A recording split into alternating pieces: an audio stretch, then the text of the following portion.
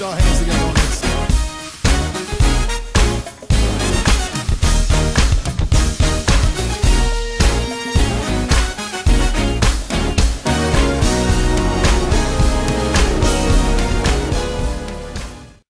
That's why so many of people are selling drugs, because we're focused on the wrong stuff. We're focused on stuff from the external when we need to learn about the internal. Are y'all going to pray with me today at all today? But it's basically teaching us in Psalms 37 in the first verse that we got to learn who and what to ignore, because if you ever expect to have the assurance from God to really operate in your life, you've got to first step aside the silly people in your life. There are people in your life who continues to bring drama, and you gonna have to tell them, hit the road, Jack, and don't you come back no more, no more.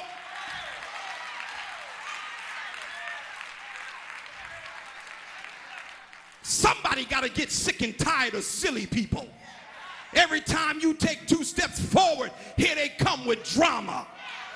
But I'm not blaming them, I'm blaming you, because you gonna have to tell them, I can't go no more, let's just kiss and say goodbye.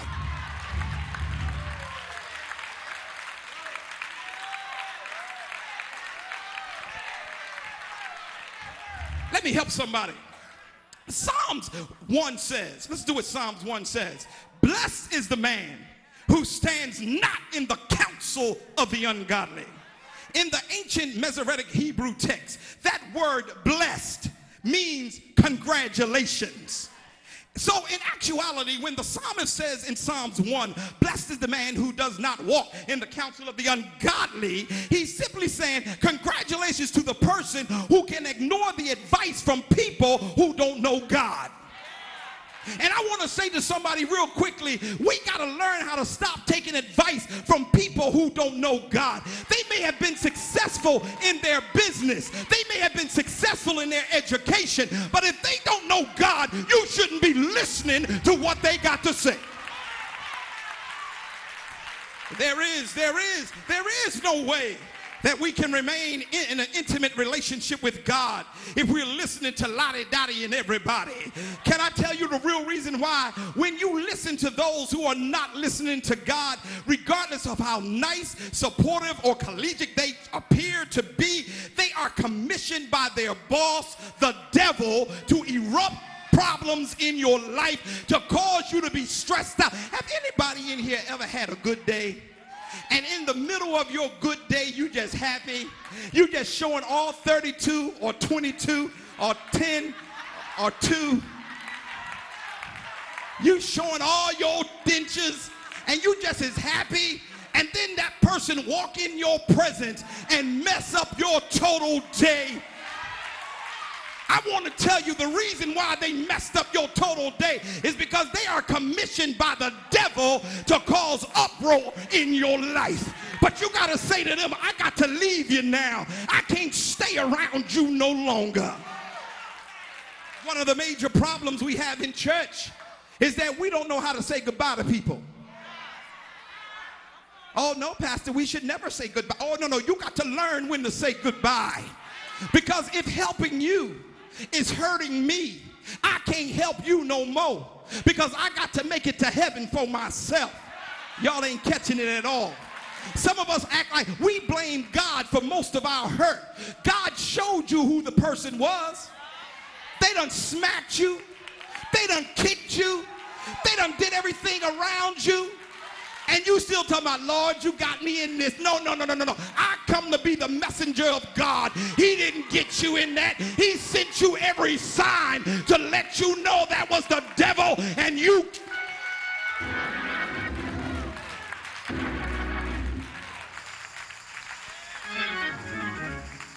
We got to be focused on where we're going with God. That's the real urging and the teaching of Hebrews 12, where the writer says, let us lay aside every weight of sin that so easily beset us and run the race with patience. Because when we're focused, our focus gives us power to handle whatever we need to handle. When we are focused, and I know I got somebody in here who have been focused. See, sometimes we let too many distractions get in our way. But on Saturday morning, I am focused. I go to the barber shop. I go to Walmart. I come home. I study and don't let nothing get in between it. Why? Because I'm focused. And when you are focused on the things of God, he gives you power to be able to deal with the demons that come in your life. Boy, Pastor, it's basically, how do I say, you just got to sidestep the silly people. That's stuck in my spirit today. Silly people, people who just smile and ain't nothing funny. Silly people who always got something smart to say. Silly people who don't do anything but cause turmoil in your life. Silly people. And listen, saints, let me tell you something. Stop looking in the bar for the silly people.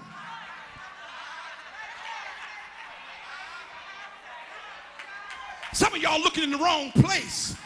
You ought to come to church some Sundays, because you got some silly people sitting up in church looking for the latest gossip that they can start some.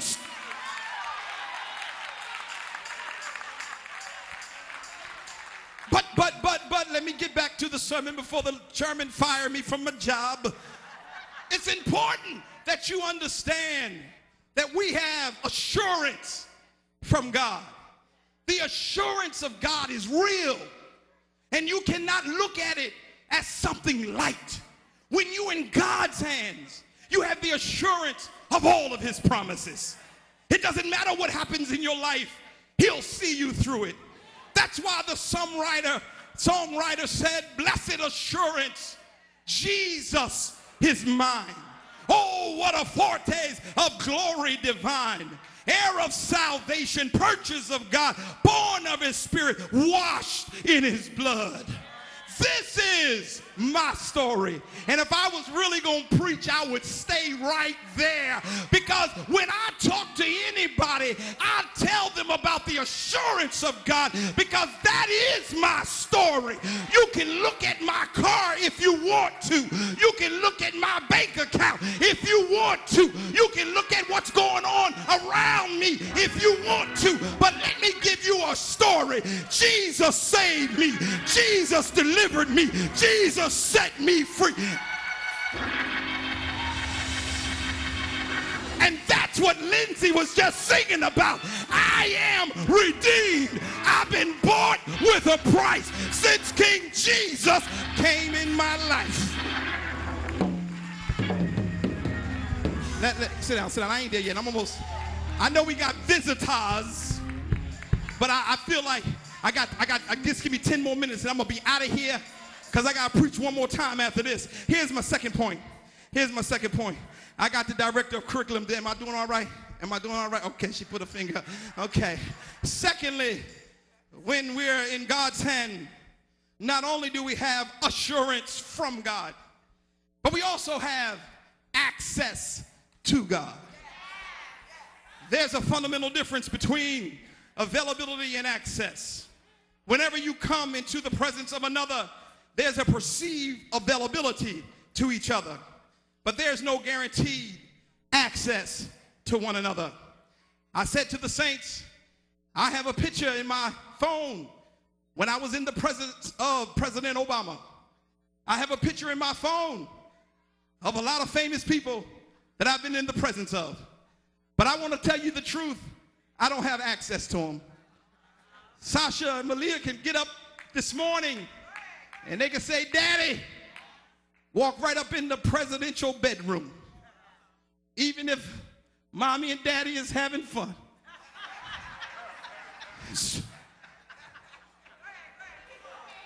What's wrong with y'all? Believe it or not, they married. They can say, Daddy, give me $5. Now, I know because they're girls and he a male, he going to give them $10. It's because they have access. I can do the same thing. I'll go down to 1600 Pennsylvania, whatever, Boulevard Street, whatever it is, Avenue, knock on the gate, I am the Reverend Dr. Christopher T. Curry, pastor of Wilmington's most exciting church. And I can hear the security saying, and what? Because I don't have, you got it, my brother and my sister. But when you are in the hands of God, I want to tell you, you have access to God. You have access to everything that God has. Now I understand it, but you don't understand it clearly on this point, that your access comes with the power of God. You have access to the mercies of God. You have access to the love of God. And I understand it more now than I ever did before, when the old saints would call him Elohim, because they recognized they had access to not just enough, but they had access to more than enough. They called him Jehovah Jireh, not that God was just present with them, but God provided for them. They had ability to tap into not just an answer, but they tapped into a God who answered every one of their agonies. And I want somebody in this room to understand that you got access to God. Whatever you need from the Lord, all you got to do is access it. If you need love, you can access it. You ain't got to go around sleeping from bed to bed trying to find love in all the wrong places. All you got to do is look to the hills from which come your help, knowing that your help comes from the Lord. Is there anybody in here who can help me preach real fast and say, yes, I've accessed the love of God. I've accessed the peace of God. I've accessed the joy of God, because when you were seeking deep in sin, you called on his name, and somehow and some way God made a way. It's because you had access, and I'm so glad I got access. I may not be able to speak to the mayor, but I'm so glad I can speak to God.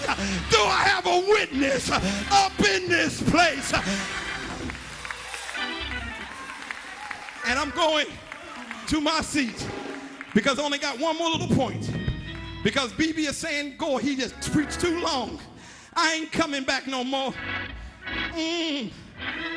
BB, I just want you to come back, so I'm going to hurry up and get out of your way. But not only do you get an opportunity to have the assurance from God,